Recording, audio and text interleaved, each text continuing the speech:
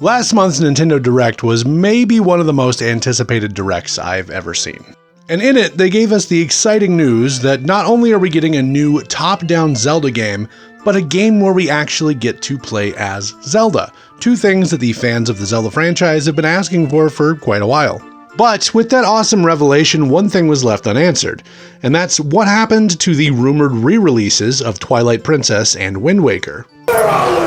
Twilight Princess and Windwaker were both beloved Zelda games from the Nintendo GameCube, and we've had regular rumors circulating for at least the last 2 years that a remake or remaster or even just a port was coming. The games are well liked enough that honestly, a lot of people I've talked to would be happy with just a port of the games.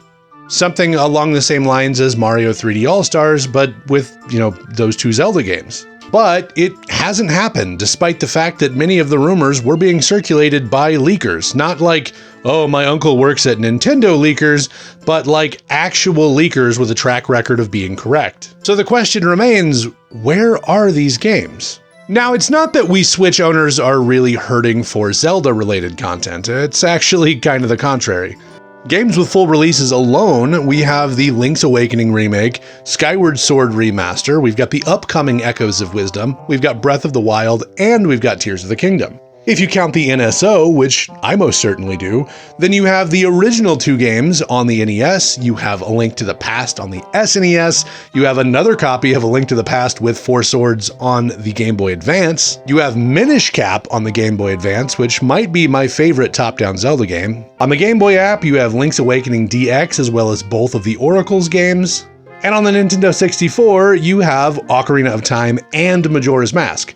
That's a lot of Zelda games. In fact, including the NSO, that means the only 3D Zelda games we're missing are the two from the GameCube. Which again brings about the question, where are these games? Why haven't they been re-released? They were both on the Wii U. Now, I am not a game developer. I don't know what goes into porting something from one system to another. I do know that we've had a lot of Wii U ports onto the Switch, so in theory it should be simple, but so I'm not really going to get into the difficulty aspect because that would all be speculation on my part. I don't know enough about that to really have a horse in that race, so to speak. So taking out that aspect, we basically have three main theories as to why these games haven't been re-released onto the Switch yet. The first theory isn't the most prominent, but it goes back to Eiji Aonuma, the producer of the Zelda series.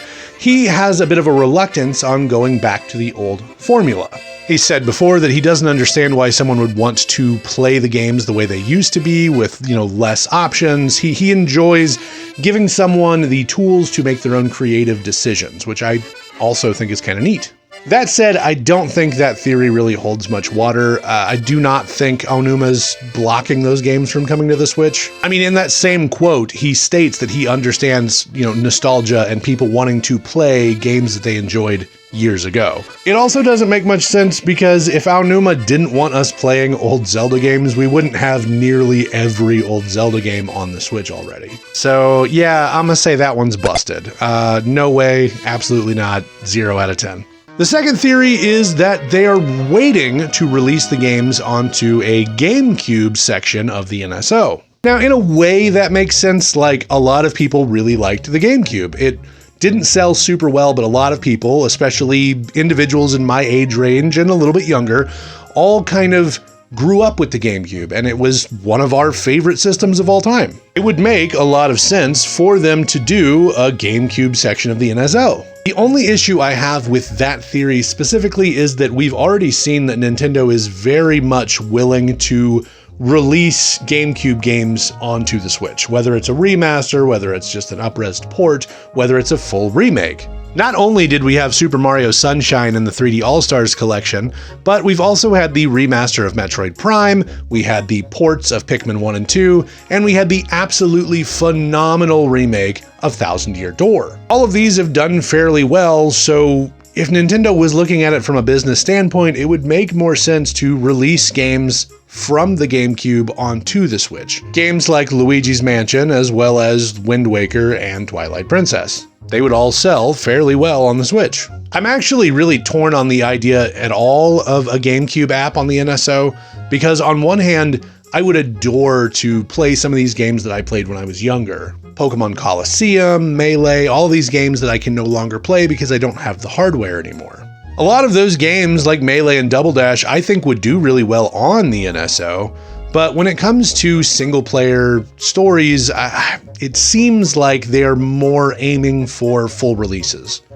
And you know what? That's fair. I don't really know if I'd want to only be able to play those games on the NSO because, I mean, right now, yes, all of those games are available and they're really nice, but ultimately the NSO is a gaming streaming service. It's kind of like a Nintendo Netflix, you know? So as much as all of those games are on there right now and they haven't removed any, we can't guarantee that eventually they won't have to take the NSO down for some other option or, you know, remove something that's on there. These games won't be up there infinitely. They're not owned by us necessarily. It's the same reason that I don't like to buy games digitally if there is a physical copy. I like to own something. I don't want to just rent it. So as much as there are GameCube games that I think would be perfect for the NSO, I hope that's not the case, and it really seems like it's not based on other GameCube games that have been re-released. Which brings us to the last theory. The last theory is that they are just waiting for the release of the Switch successor, the Switch 2, the whatever it's going to be called. As far as all the theories go, I think that one's the most reliable. That one seems likely to me. If they are waiting for the release of the Switch's successor, then it's going to be for one of two reasons. Either A, it will be to pad out the launch titles in the first year of the console's life, which makes a lot of sense. They'll have a bunch of new launch titles, and then they'd also have these remasters of very beloved games that we've been begging for them to release. The other one that I think is honestly equally likely as them being released specifically onto the successor is that they're waiting for the successor to release them onto the Switch. That way they can focus on new games on the new console, and they can put re-releases and etc., things like that on the Switch. They've already stated that they plan on supporting the Switch for the next few years. And I mean, it makes a lot of sense. If they have those ready, they could release those onto the Switch whenever they have like a large period of no games coming out. Currently, we have a bunch of releases coming onto the Switch. I mean, that Direct alone showed us quite a few. So, you know, they don't really need to release them as much as we'd like them to. It would make more sense for them to wait a little bit. I certainly wouldn't think they'd release them like before Echoes of Wisdom came out. You know, maybe that could be something they announce if we have another Direct later this year. I don't know. But yeah, I think that's the one that I would put my money on. If I was a betting man, that's where I would put my money, is that they're waiting for the Switch 2 to come out, or they're waiting for next year when they've got less stuff coming onto the Switch. Ultimately, I do think those games are going to come to the Switch in one form or another, just because they're both very beloved games. They will sell if they do that. Like I said in the beginning, a lot of people I've talked to would be happy with a straight port. Personally, I would like it to be an HD port or even a remaster.